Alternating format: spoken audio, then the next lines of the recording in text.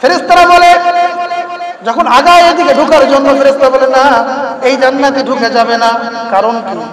বাচ্চা হারুনুর রশিদ কারণ জানতে চাইলেন। ফেরেশতারা বলে, ও হারুনুর রশিদ, ওই জান্নাতটা হচ্ছে তোমার ওই মসজিদ ঘরে যেই মিস্ত্রি কাজ করেছিল, সহযোগী করেছিল, ওই মিস্ত্রির জন্য আমার আল্লাহ ওই জান্নাতটা বানায় রেখে দিয়েছে।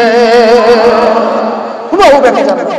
বাচ্চা হারুনুর রশিদ তার ঘুম ভেঙে যায়।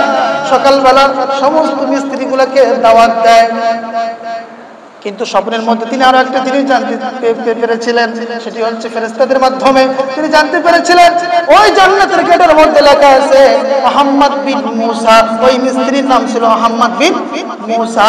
তিনি সব মিস্ত্রিকে দাওয়াত দিলেন, দাওয়াত খাওয়াচ্ছে। তিনি জিজ্ঞাসা করলেন, তোমাদের মধ্যে মুহাম্মদ বিন মুসা কে আছে? হঠাৎ করে এক মিস্ত্রি হাত তুলল, হুজুর আমি আছি।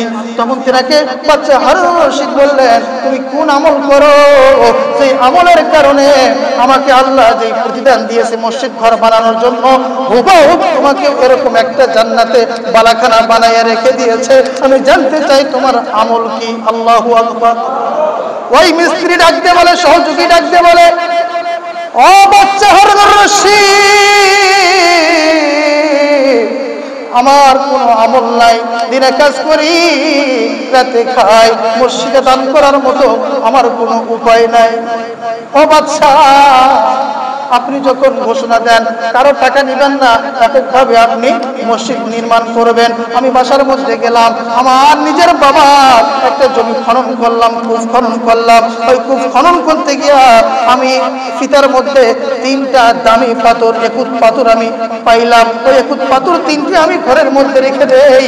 রেখে দেওয়ার পরে আমি চিন্তা করলাম, বাচ্চা হারুনুর রশিদ তো ঘোষণা করেছে পাথর নিবে না, টাকা নিবে না, পয়সা নিবে না, এবং ইটের দামও নিবে না। তখন আমি চিন্তা করলাম, রাতে আধারে ওই 3টা পাথর নিয়ে এসে আপনার দামি একুত পাথরের মধ্যে আমি ঢুকাইয়া দেই, আর আল্লাহকে ডাকতে বলে, আল্লাহ, বাচ্চা হারুনুর রশিদ তো ঘোষণা দিয়েছে কারো দান নিবে না, আমি প্রকাশ করে তো দেওয়াও আমার পক্ষে সম্ভব নয়। আল্লাহ, 3টা পাথর আমি ঢুকাইয়া দিলাম, কেউ দেখে নাই, আল্লাহ তুমি তো দেখেছ।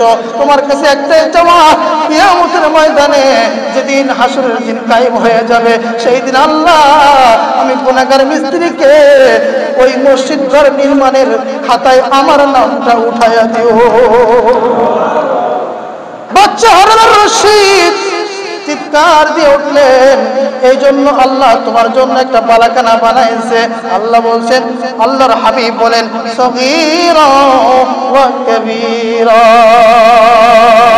মসজিদে 1 লক্ষ টাকা দান হোক অথবা 1 টাকা দান হোক, বেশি হোক কম হোক, সকলের দানকে আল্লাহ কবুল করে নিয়া, হালাল টাকা যদি হয় সকলের দানকে কবুল করে নিয়া কিয়ামতের ময়দানে তাদের জন্য একটা করে বালাখানা বানায়া দিবে। দুনিয়ার বুকে আমরা 5 তলা বানাইছি, 3 তলা বানাইছি, কি সুন্দর বাড়ি বানাইছি। ও ভাইরা আমার, জান্নাতের মধ্যে একটা বাড়ি বানাইতে আমরা চাই কি চাই না? চাই তো? কারা কারা চাই হাত তোলেন, আল্লাহকে একটু দেখা। আল্লাহ, আমি সহ আমার মুসল্লি ভাইরা যারা হাত তোলে নাই তারা মনে হয় জান্নাতে বাড়ি চায় না। আল্লাহ, তুমি তাদেরকে বাড়ি দিও না। আমি আজকে দোয়া করে গেলাম, যারা হাত তুলছে আল্লাহ তাদেরকে জান্নাতের মধ্যে একটা করে বাড়ি দিয়ে দিও। আমিন বলে।